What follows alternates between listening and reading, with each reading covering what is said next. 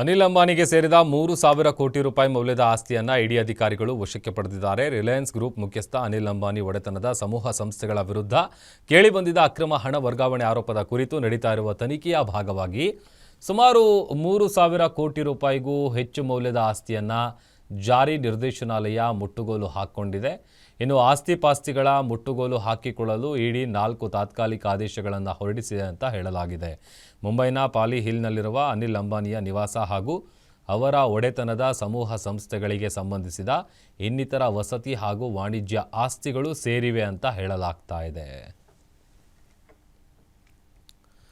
ಅಫ್ಘಾನಿಸ್ತಾನದಲ್ಲಿ ಸಂಭವಿಸಿದ ಪ್ರಬಲ ಭೂಕಂಪಕ್ಕೆ 7 ಮಂದಿ ಸಾವನ್ನಪ್ಪಿದ್ದು 150ಕ್ಕೂ ಹೆಚ್ಚು ಮಂದಿ ಗಾಯಗೊಂಡಿದ್ದಾರೆ.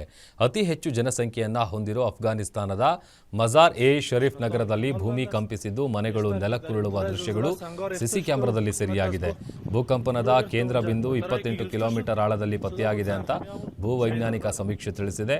ಮಜಾರ್ ಎ ಶರೀಫ್ ನಗರದಲ್ಲಿ ಸುಮಾರು 5,23,000 ಜನಸಂಖ್ಯೆ ಇದ್ದು ಸಾವು ನೋವಿನ ಸಂಖ್ಯೆ ಹೆಚ್ಚಾಗುವಂತಹ ಸಾಧ್ಯತೆ ಇದೆ.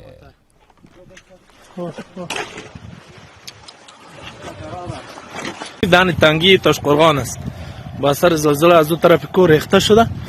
سرک بند است. این قسمت ها مکمل بند است. بیشتر که در ابتدای زلزله سنگا ریخته شده و قسمت از کوه فرو ریخته. اونجا موترایی که گرفته شده بود زخمی.